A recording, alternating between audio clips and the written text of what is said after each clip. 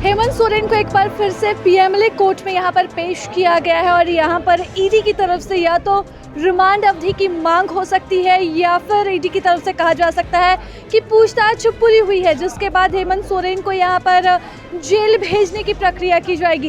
लेकिन इससे पहले यहाँ पर हेमंत सोरेन के साथ जिस तरह से गतिविधि हुई उसके विरोध में जेएमएम कार्यकर्ताओं के द्वारा मोरहाबादी में जुटान किया गया और वह उपवास पर है। उनका सीधे तौर पर कहना है कि हेमंत सोरेन के साथ जो भी हो रहा है वह केंद्रीय एजेंसी के कारण हो रहा है, वह जानबूझकर हेमंत सोरेन को फंसाने का काम कर रही है, इसलिए लगातार नए नए मामलों में वह उन्हें दोषी करार दे रही है।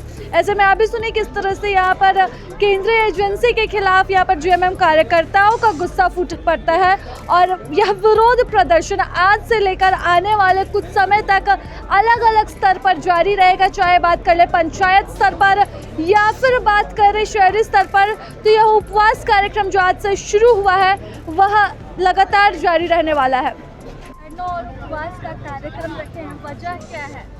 देखिए, केंद्र की भाजपा सरकार के द्वारा जिस तरीके से तरह तरह का हथकंडा अपना करके षड्यंत्र करके हमारे यहाँ के मुखिया और माननीय हेमंत सोरेन जी को प्रताड़ित करने का जो काम कर रही है, बगैर किसी सबूत के, बगैर किसी गवाह खरीद के वो लोग पैदा कर दिए हैं और उनको प्रताड़ित करने के लिए तरह तरह का केस लॉन्च कर रहे हैं। कोर्ट में अभी तक ये सिद्ध नहीं कर पाए कि माननीय हेमंत सोरेन जी उस भूइंहरी ज़मीन को खरीदे भी हैं, जबकि आपको मालूम होना चाहिए कि भूइंहरी ज़मीन की खरीद बिक्री नहीं होती है। तो इस तरह से भूइंहरी ज़मीन हो गया, उसके बाद कहीं से मोबाइल का चैट निकाल करके ला रहे हैं जिसमें एक तरफा बयान दिया हुआ है। ये साजिश पुराना तरीके से ये लोग षड्यंत्र करने में बहुत माहिर हैं, इसलिए 1-1.5 साल से इनके पीछे लगे हुए थे और इस तरह का चैटिंग वाला भी सिस्टम बना करके रखे हुए थे।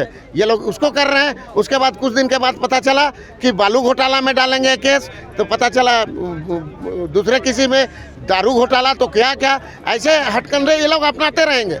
इससे मनमाहत है सारे कार्यकर्ता और बहुत ही आक्रोशित हैं और उस आक्रोश का हम लोग प्रदर्शन बापू के अहिंसावादी तरीके से करना चाह रहे हैं। और आज देख लीजिए आप लोग कि बापू के आदमकद मूर्ति के पैरों तले हम लोग हजारों की संख्या में यहाँ पर बैठे हुए हैं भूख हड़ताल में, और ये कार्यक्रम हमारा लगातार जारी रहेगा और हमारा कार्यक्रम फिर तब्दील होगा तो उसकी सूचना भी आपको दी जाएगी। लेकिन अभी उपवास का कार्यक्रम है, उसके अलावे ग्रास रूट पर पंचायत स्तर पर सभी पदाधिकारी न्याय मार्च करेंगे और पंचायत की जनता को बताने का काम करेंगे कि किस तरीके से भारतीय जनता पार्टी षड्यंत्र करके और माननीय मुख्यमंत्री श्री हेमंत सोरेन जी को फंसाने का कार्य कर रही है, जो यहाँ की जनता के लिए अंतिम पायदान के लोगों तक पहुँच करके उनके दुख दर्द को दूर करने की कोशिश की। हम लोग को न्यायालय पे भरोसा है और हम लोग उस पर उम्मीद रखते हैं। हम लोग लोकतांत्रिक लोग हैं और गांधीवादी तरीके से हम लोग अपना कार्यक्रम कर रहे हैं। ये तो सबको पता है कि हेमंत सोरेन जी को कैसे साजिश के तहत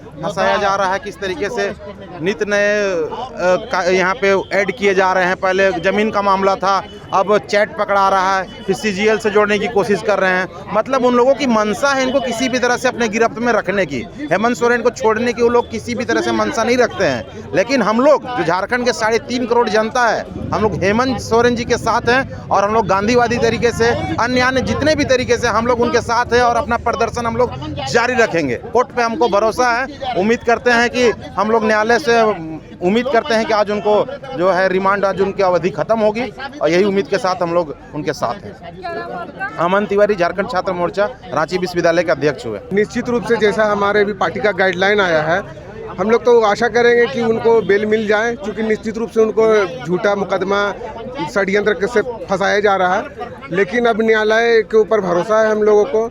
अब न्यायालय क्या देते हैं देखते हैं, और अगर जेल होता है तो हम लोग भी जेल जाने का करेंगे। मेरा नाम असद फराज टिंकू हुआ, जेएमएम छात्र मोर्चा विश्वविद्यालय सचिव हुआ। प्रभातखबर.com, विश्वास वही, रफ्तार नहीं।